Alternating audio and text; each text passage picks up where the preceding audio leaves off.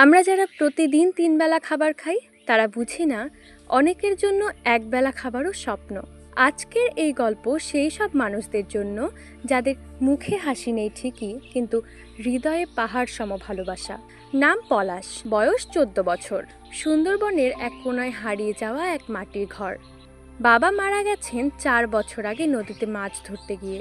মা চন্দনা একাই কষ্ট করে ছেলেকে মানুষ করার চেষ্টা করছেন। চন্দনা প্রতিদিন ভোরে উঠে অন্যের বাড়িতে কাজ করতে যান। ঘরবাড়ি মোছেন, গরু ছাগল দেখেন, মাটি টানেন, যা পায় তাই কাজ করেন। কিন্তু রোজগার হয় দিনে ৬০ থেকে ৭০ টাকা। সেই টাকায় ছেলের পড়াশোনা, খাওয়া দাওয়া, জামা কাপড় সব কিছু সামলানো যায় না। একদিন দুপুরে চন্দনা যখন কাজ সেরে ঘরে ফিরে এলেন, পলাশ তখন বিছানায় কাঁথা মুড়ে শুয়ে। মা বললেন, পলু ওঠ বাবা, একটু ভাত দিচ্ছি।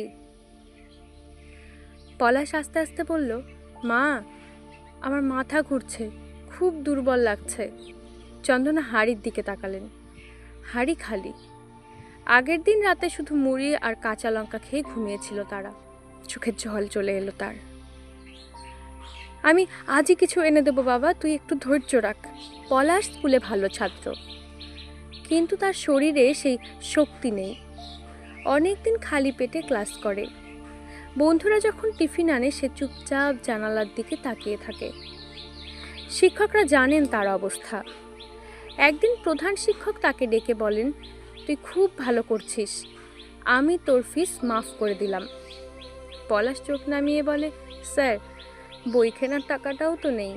চন্দনা নিজের সোনার বালা বিক্রি করেন, যা তার মা দিয়েছিল বিয়ের সময়।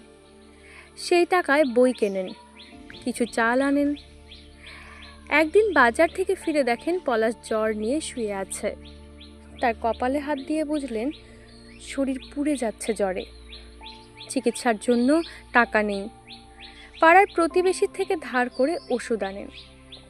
পলাশ নিজের পড়াশোনার পাশাপাশি গ্রামের বাজারে পলিথিন বা কাগজের ব্যাগ বিক্রি করতে শুরু করলো। দিন শেষে ওই ২০ থেকে ৩০ টাকা। তবুও সে ক্লাস ফেলে না, জ্বর নিয়েও স্কুলে যায়। বন্ধুরা বলে, তুই এত কষ্ট করে কি করবি? পলাশ বলে, আমার মা যেন আর খালি হাড়ির দিকে তাকিয়ে না থাকেন। আমি চাই ও হাসুক আবার। একদিন স্কুলে রচনা প্রতিযোগিতা হয়, বিষয় আমার মা। পলাশ লেখে, আমার মা একজন মহীয়সী, উনি নিজে না খেয়ে আমাকে খাওয়ান। আমি বড় হয়ে ডাক্তার হব, যেন আমার মতো ছেলেরা আর মাকে কাঁদতে না দেখে। আমার মা আমার পৃথিবী। তার লেখা প্রথম হয় এবং তাকে দেওয়া হয় ৫,০০০ টাকার স্কলারশিপ। সে টাকায় পলাশ প্রথম দিন বাজারে গিয়ে মায়ের জন্য একটা শাড়ি কেনে, গোলাপি রঙের, যেটা তার মা একদিন দোকানে দেখে চুপ করেছিলেন। চন্দনা সেই শাড়ি দেখে কেঁদে ফেলেন, তুই আমার পলু, তুই আমার স্বপ্ন। পলাশ হাসে। অনেক দিন পর তার চোখে আনন্দ। পলাশ আজ উচ্চ মাধ্যমিক পাশ করেছে, ফার্স্ট ডিভিশন। মায়ের চোখে জল।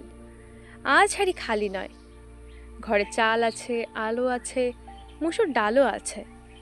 গ্রামের মানুষ বলে, চন্দনার ছেলে একদিন বড় হবে। পলাশ বলে, আমি শুধু আমার মায়ের মুখের হাসির জন্য লড়ছি। জীবনের সব থেকে বড় শিক্ষাগুলো স্কুলে নয়, ঘরের খালি হাড়িতে পাওয়া যায়। সেই ছেলে যে ক্ষুধা আর দারিদ্র্যকে হারিয়ে জিততে দেয়, তার নামই সত্যিকারের সংগ্রামী। পলাশ শুধু একটি নাম নয়, সে একটি প্রতীক। গল্পটি যদি আপনার মন ছুঁয়ে যায় তাহলে একটি লাইক করুন, কমেন্ট করে জানান আপনার জীবনেও কি এমন কোনো সংগ্রামী মুহূর্ত ছিল।